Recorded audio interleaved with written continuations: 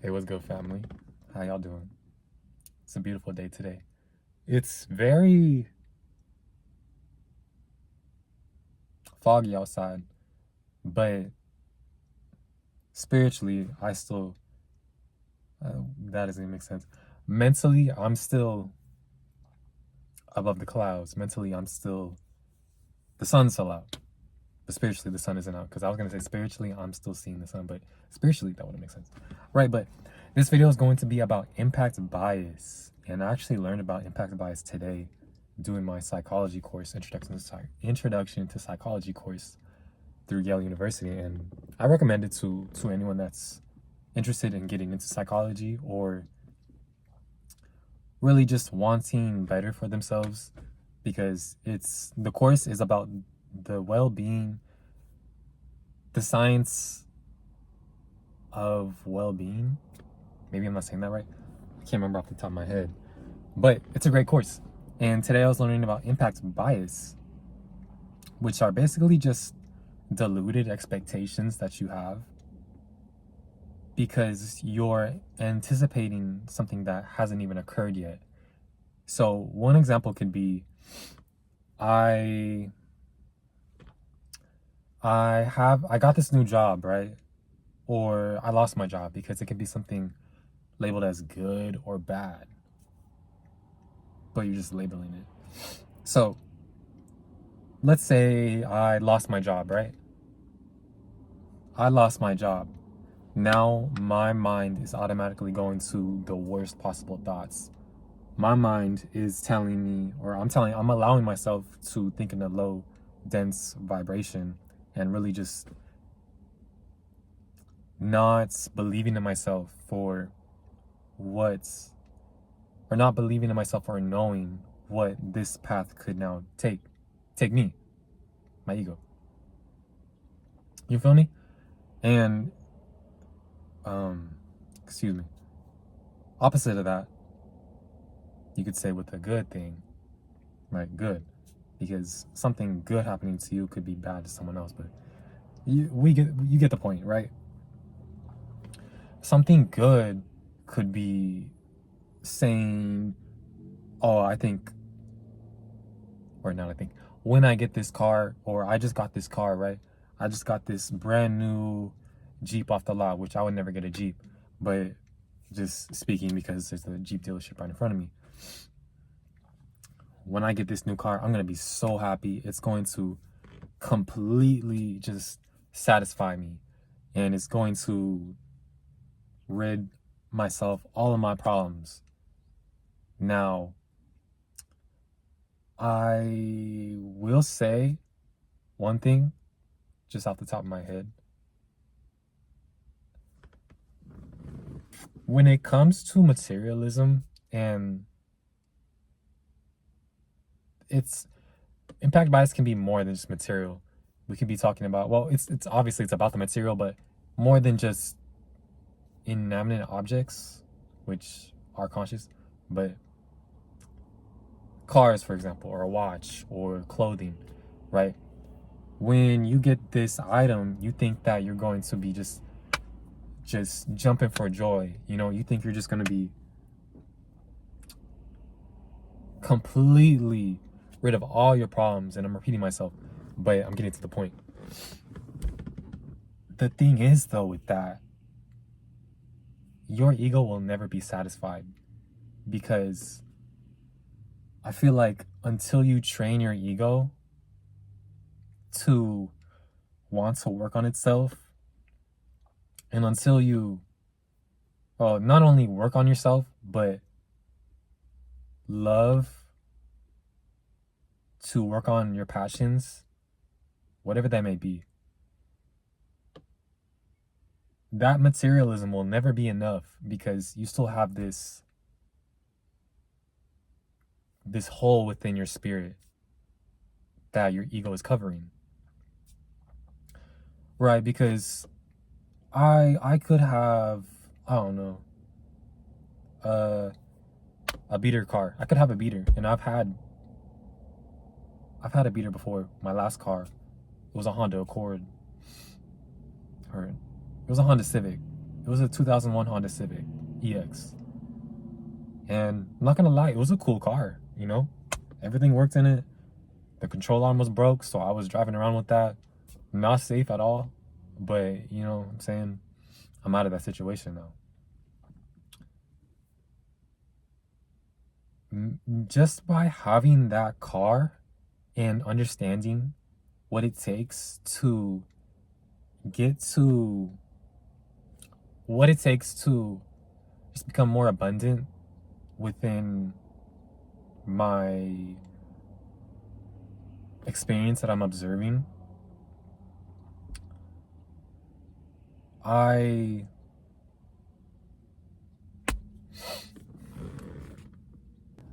had to cut the video because I forgot what I was talking about. I'm gonna be so for real with you. But I understood, whatever you want to say, that less is more. And less is more in the sense that by me not having materialistic desires, that is now putting my spirit forth. And the thoughts that I have about my future self, that I envision every single day, and the career that I want, the businesses that I want, now I'm aligned with that because I'm not being lustful. I'm not thinking with my dick. I'm not the same thing. Sorry. I'm not falling to my addictions or my ego's cravings, right? I give myself mindfulness, and by me following that path, I'm now able to think more clearly. And when I'm able to think more clearly, I can use common sense. And I can savor moments and look outside that experience or that thought and tell Justin, yo, we shouldn't do that. And Justin will be like, all right. What will this experience bring me now that I'm not doing this? Yeah, it might suck in that moment, but tomorrow, the next day, the day after that, that energy is coming right back to me, double. All in all, though, with impact bias, right when I press play. Interesting.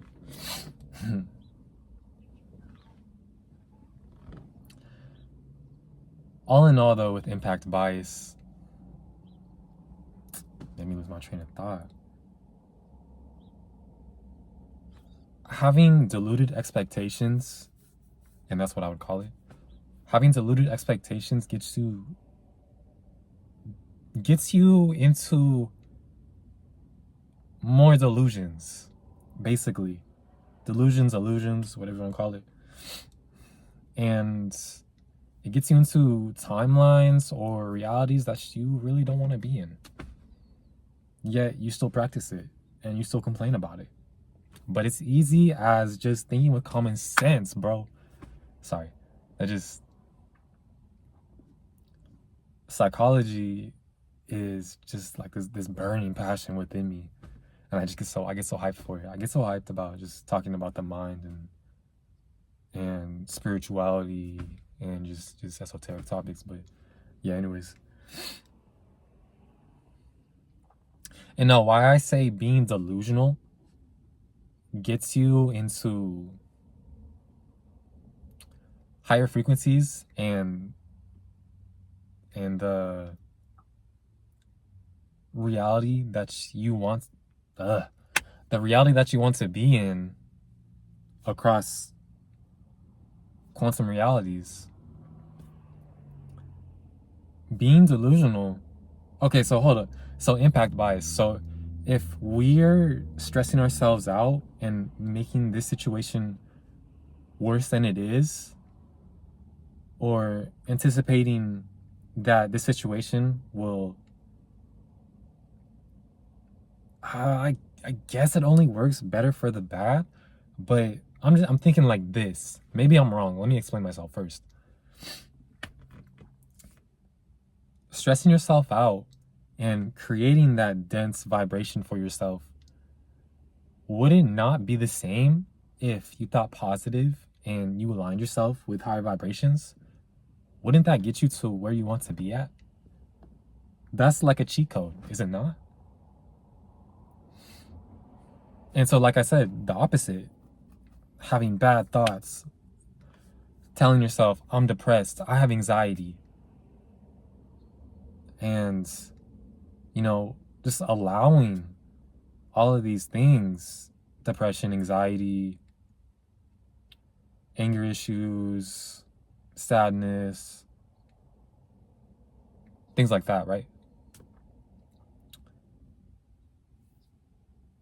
You're allowing yourself to feel this way through your unhealed trauma, through your lack of accountability. So, yeah, I mean, that's just common sense, I feel like. I've That's just common sense, as easy as it is. My bad. I've been up since 3 today doing my course for psychology, and then I went to the gym, hit the sauna, worked out, did my arms, did my abs. And it's like it's 11 o'clock now, so I'm feeling great for today. And I'm learning how to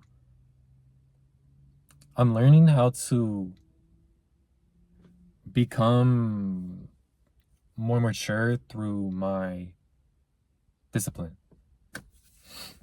And that's waking up early, right? 3 a.m., 4 a.m., 5 a.m., maybe not. But I feel like it's kind of pushing it. Not every day is going to be the same, but whatever my schedule may be for that day, it's really just getting to it. Doing my workout, whether that be at my house or at the park or the gym or some fields, whatever. Diving into my passions and diving into my career and what I see for myself business-wise and for my future self for tomorrow. But I'm doing that right now because tomorrow is never promised. Tomorrow's never promised. And that's something that a lot of people take for granted because they are isolated in their suffering, and that's normalized. Isolated in their suffering by being inside the house all the time, being inside the room all the time, being on the screen all the time.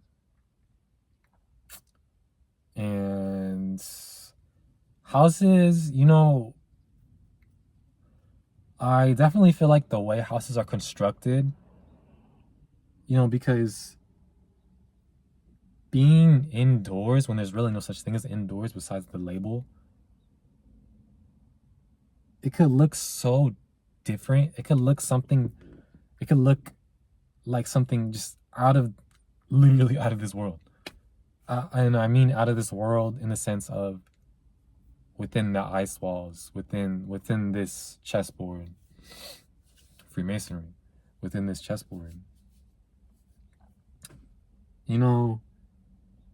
But for real though, with the indoors thing, houses are constructed in a way that harvests your energy. We have everything within the house that we need, and not to say that that's a bad thing, but it's not good when it's harvesting people's emotions or harvesting people's addictions.